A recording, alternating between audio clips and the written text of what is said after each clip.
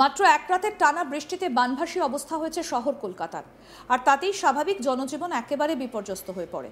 প্রাণও হারিয়েছেন একাধিক মানুষ। তবে পুজোর মধ্যে বাংলায় বড়সড় দুর্যোগের আশঙ্কা করা হচ্ছে। পূর্ব মধ্য বঙ্গোপসাগর এবং মায়ানমার উপকূলে একটা ঘূর্ণাবর্ত তৈরি হয়েছে। এটা নিম্নচাপে পরিণত হবে। শুক্রবার এটা গভীর নিম্নচাপে পরিণত হবে উত্তর পশ্চিম ও পশ্চিম মধ্য বঙ্গোপসাগর এলাকায়। এটা পশ্চিম দিকে এগিয়ে শনিবার দক্ষিণ ওড়িশা এবং উত্তর অন্ধ্রপ্রদেশ উপকূলের স্থলভাগে প্রবেশ করবে গভীর নিম্নচাপ রূপে। অন্যদিকে 30শে সেপ্টেম্বর আরও একটা নতুন করে ঘূর্ণাবর্ত তৈরি হতে পারে বঙ্গোপসাগরে। আগামী 5 থেকে 7 দিন দক্ষিণবঙ্গে সব জেলাতেই বজ্রবিদ্যুৎ সহ বৃষ্টির সম্ভাবনা রয়েছে। দক্ষিণ 24 পরগনা, পূর্ব পশ্চিম মেদিনীপুর, হাওড়া, হুগলি, বাঁকুড়া, পুরুলিয়া, বীরভূম ও পশ্চিম বর্ধমানে বজ্রপাতের সম্ভাবনা বেশি থাকবে। অন্যদিকে সমুদ্র থাকবে উত্তাল, সেই কারণে আগামী 5 দিন মৎস্যজীবীদের সমুদ্রে যেতে নিষেধ করা হয়েছে।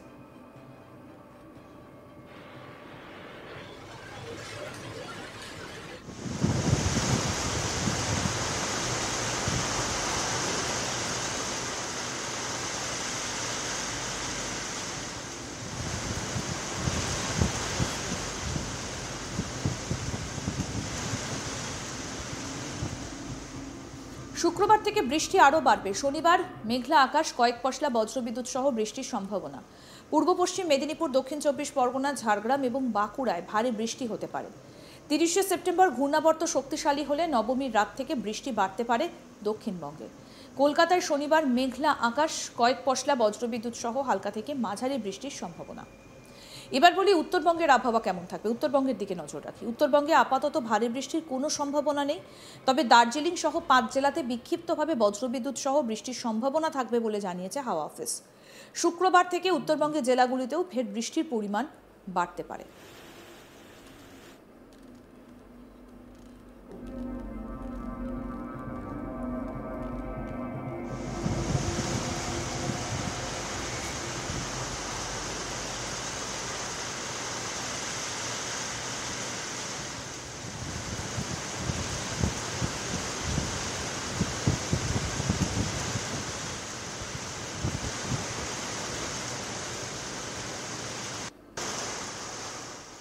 মাত্র এক রাতের টানা বৃষ্টিতে বানভাসী অবস্থা শহর কলকাতার, আর তাতেই স্বাভাবিক জনজীবন বিপর্যস্ত হয়ে গেছে।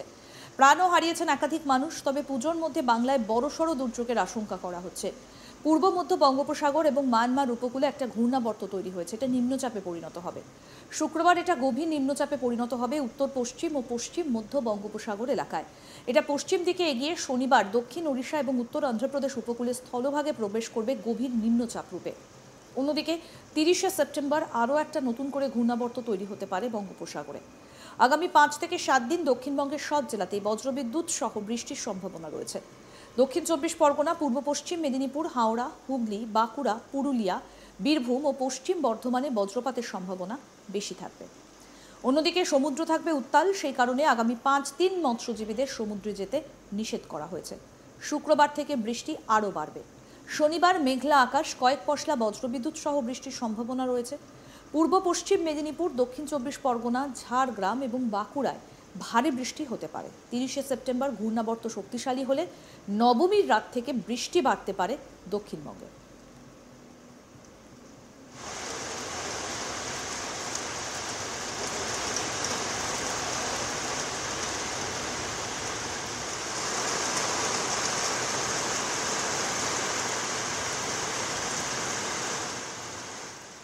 কলকাতায় শনিবার মেঘলা আকাশ, কয়েক পশলা বজ্রবিদ্যুৎ সহ হালকা থেকে মাঝারি বৃষ্টির সম্ভাবনা রয়েছে।